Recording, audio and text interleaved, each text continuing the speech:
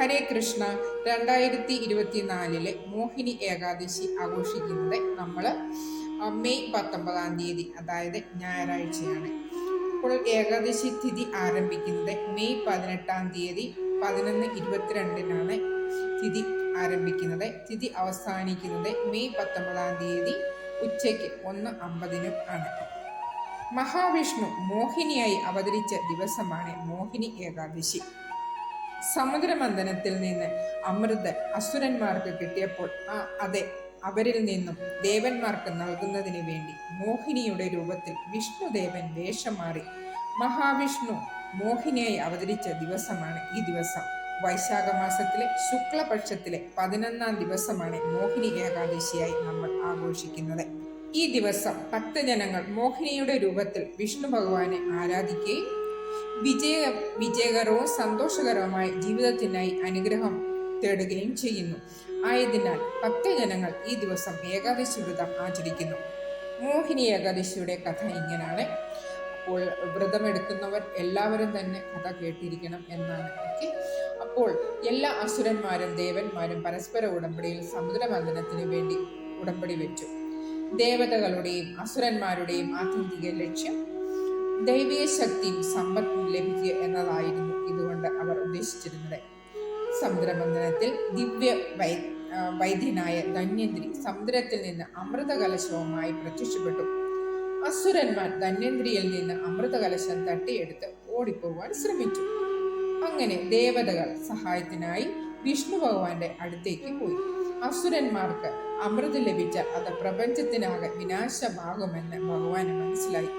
പിന്നീട് ദേവന്മാരെ സഹായിക്കുവാൻ വേണ്ടി മഹാവിഷ്ണു മോഹിനി എന്ന സുന്ദരിയായ ഒരു സ്ത്രീയുടെ രൂപം സ്വീകരിച്ചു.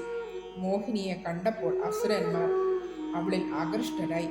എല്ലാ അസുരന്മാർക്കും തുല്യമായി അമൃത് വിതരണം ചെയ്തു. പക്ഷേ മഹാവിഷ്ണു അമൃത് കലശം മാറ്റി അത് വീഞ്ഞായി മാറ്റിയിരുന്നു. അത് അവർക്ക് അറിയില്ലായിരുന്നു. അങ്ങനെ അമൃത് മുഴുവനും ഭഗവാൻ ദേവന്മാർക്ക് തന്നെ നൽകിയ ഈ ദിവസമാണ് മോഹിനി ഏകാദശിയായി നമ്മൾ എല്ലാവരും ഭക്തജനങ്ങൾ എല്ലാവരും ഇത് ആഘോഷിക്കുന്നത്. ശ്രീരാമൻ തൻ്റെ ഭാര്യയായ സീതയെ കണ്ടെത്തുവാൻ മോഹിനി ഏകാദശി വ്രതം അനുഷ്ഠിച്ചതായി രാമായണത്തിൽ പരാമർശിച്ചിട്ടുണ്ട്. അപ്പോൾ രാവിലെ തന്നെ ഏകാദശി വ്രതം അനുഷ്ഠിക്കുന്നവർ എല്ലാവരും രാവിലെ ബ്രഹ്മമുഹൂർത്തത്തിൽ തന്നെ എഴുന്നേറ്റ് കുളിച്ച് ശുദ്ധിയായി ഭഗവാനെ നിങ്ങൾക്ക് അറിയാവുന്ന വിധത്തിൽ നിങ്ങൾക്ക് പൂജ ചെയ്യാം. നിങ്ങൾക്ക് ഓം നമോ ഭഗവതി വാസുദേവായ, വിഷ്ണു സഹസ്രനാമം, നാരായണീയം, ഭഗവത്ഗീത നിങ്ങൾക്ക് അറിയാവുന്ന കാര്യങ്ങളൊക്കെ നിങ്ങൾക്ക് ചൊല്ലാവുന്നതാണ്.